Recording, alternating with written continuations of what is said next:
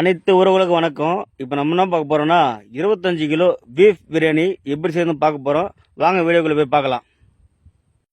10 kilo பல்லாரி வெங்காயம் தண்ணியில் விட்டு நல்லா அலசி பொடிசாக கட் பண்ணி எடுத்துக்கலாம்.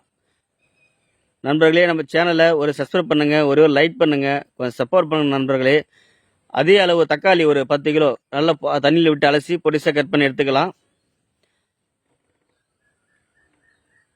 பொடிசாக கட் பண்ணணும், அப்போ தான் சீக்கிரம் பாயில் ஆகும்.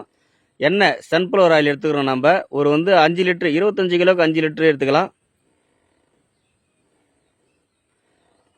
எண்ணெய் நல்லா காஞ்சி வந்தோடனே பட்டை 50 கிராம் பட்டை சேர்த்துக்கலாம். அது நல்லா நொறுக்கி பட்டை சேர்த்துக்கலாம். ஏலக்காய் 50 கிராம் சேர்த்துக்கலாம். ஏலக்காய் அதிகம் போடவும் கூடாது, கொஞ்சம் நார்மலாக 50 கிராம் கம்மியாக கூட இருக்கலாம். 50 கிராம் சேர்த்துக்கிறேன் நான் 25 கிலோவுக்கு. லவங்கப்பூ ஒரு 50 கிராம் சேர்த்துக்கிறேன். இப்போ நம்ம பொடிசாக கட் பண்ணி எடுத்த வெங்காயத்தை சேர்த்துக்கலாம். வெங்காயத்துக்கு கூட நம்ம இப்போ பச்சை மிளகா ஒரு அரை கிலோ தண்ணியில் விட்டு நல்லா அலசி காம்பு கிள்ளி எடுத்து வச்சுக்கிறோம். இப்போ நம்ம பச்சை மிளகா சேர்த்துக்கலாம். ஒரு அரை கிலோ பச்சை மிளகா, அதிகம் சேர்க்கக்கூடாது, அரை கிலோ போதுமானது. அதே ரொம்ப காரம் கொடுக்குங்க. இஞ்சி பூண்டு விழுது, இஞ்சி 2 கிலோ, பூண்டு விழுது 2 கிலோ. இப்போ முதல்ல நம்ம பூண்டு விழுது 2 கிலோ சேர்த்துக்கலாம். அது கூடவே இஞ்சி விழுது 2 கிலோ சேர்த்துக்கலாம். ரெண்டுமே சேர்த்துட்டு ஒரு 5 நிமிஷம் நல்லா அது வெங்காயத்து கூட வெந்து வரணும். அப்போ நல்லா ஒரு 5 நிமிஷம் கிளறி விட்டுங்க. 5 நிமிஷம் கிளறி விட்டு மூடி விட்டுடலாம். இஞ்சி பூண்டு வெந்து வந்த உடனே நம்ம கட் பண்ணி தக்காளி சேர்த்துடலாம். தக்காளி சேர்த்த உடனே தக்காளி பாயில் ஆன உடனே நம்ம தண்ணி விட்டு அலசி எடுத்து வச்ச கறியை இப்போ நம்ம 18 கிலோ சேர்க்குறோம். கறி சேர்த்துடலாம். கறி சேர்த்துட்டு உடனே நம்ம கறி நல்லா வெந்துட்டு பிறகு ஒரு அரை மணி நேரம் கறி மசாலா நம்ம எடுத்து கட் பண்ணி வச்சுக்கிற மசாலாவை சேர்த்துக்கலாம். மட்டன் மசாலா, பிரியாணி மசாலா, மல்லித்தூள், தனி மிளகாய்த்தூள், இதெல்லாம் நம்ம அந்த பீஃபில் சேர்த்துடலாம். மசாலா சேர்த்துட்டு தேவையான அளவு உப்பு சேர்த்துட்டு ஒரு 10 நிமிஷம் வரைக்கும் நம்ம கறி பாயில் பண்ணி நல்லா வேக விடணும். அப்போ தான் கறி நல்லா பசு பசுன்னு வரும், நல்லாவும் இருக்கும் பிரியாணியில். நம்ம தேவையான அளவு உப்பு சேர்த்துட்டு நல்லா கறி கொஞ்ச நேரம் வேக விட்டுடலாம். நம்மளே கறி நல்லா பாருங்கள், நல்லா பாயில் ஆகிடுச்சு. இப்போ நம்ம தேவையான அளவு தண்ணி சேர்த்துக்கலாம். தண்ணி நம்ம 1 லிட்டருக்கு 1 கிலோவுக்கு 1.25 லிட்டர் ஊற்றுவேன். அதுமாதிரி 25 கிலோவுக்கு 40 லிட்டர் தண்ணி ஊற்றுறேன்.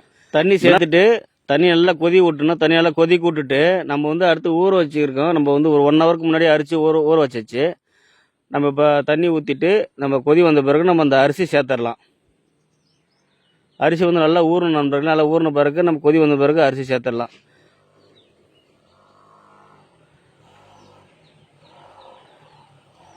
அரிசி சேர்த்துட்டு அதுக்கு மேலே தயிர் ஒரு 1 லிட்டர் தயிர் சேர்க்குறேன்.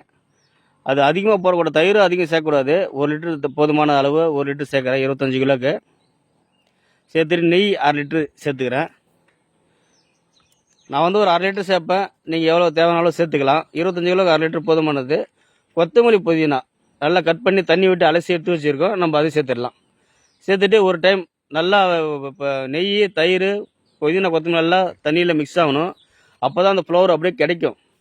நம்ம சில பேர் போடுவாங்க, சாப்பாடு தம் கட்டி எடுத்த பிறகு நம்ம நெய் போடுவாங்க. அப்படிலாம் போடக்கூடாது. இப்படி போட்டால் தான் நெய் எல்லாமே புதினா உள்ளே இருக்கும்.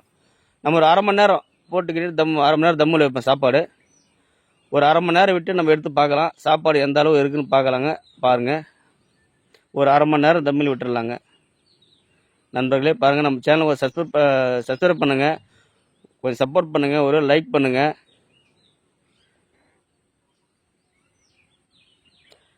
பாருங்கள் நண்பர்களே, இப்போ நான் அரை மணி நேரம் இப்போ ஆக போகுது. நம்ம அரை மணி நேரம் விட்டு எடுத்து பார்க்கலாம். சாப்பாடு பாருங்கள், அருமையான ஒரு பீஃப் பிரியாணி ரெடியாக இருக்குது. இப்போ நம்ம அதை விட்டு கிளறி பார்க்கலாம். பாருங்கள் நண்பர்களே, சூப்பரான ஒரு பிரியாணி ரெடியாக இருக்குது. இந்தமாதிரி பிரியாணி எங்கேயுமே கிடைக்காது நண்பர்களே. பாருங்கள், அருமையான ஒரு பிரியாணி, பீஃப் பிரியாணி சூப்பராக இருக்கும். அருமையான ஒரு பிரியாணி, ஒரு நாள் சாப்பிட்டு பாருங்கள். டேஸ்ட் நல்லாயிருக்கும், சூப்பராக இருக்கும், அருமையாக இருக்கும் நண்பர்களே. நம்ம சேனலுக்கு ஒரே லைக் பண்ணுங்கள், ஒரே சப்ஸ்கிரைப் பண்ணுங்கள், கொஞ்சம் சப்போர்ட் பண்ணுங்கள் நண்பர்களே. உங்கள் நம்பி தான் நான் வீடியோ போடுறேன். ஒரே லைக் பண்ணுங்கள் நண்பர்களே, ஒரு சப்போர்ட் பண்ணுங்கள், ஒரு சப்ஸ்கிரைப் பண்ணுங்கள் நண்பர்களே. ரொம்ப நன்றி. பாருங்கள், பிடிச்சிருந்தால் லைக் பண்ணுங்கள் நண்பர்களே.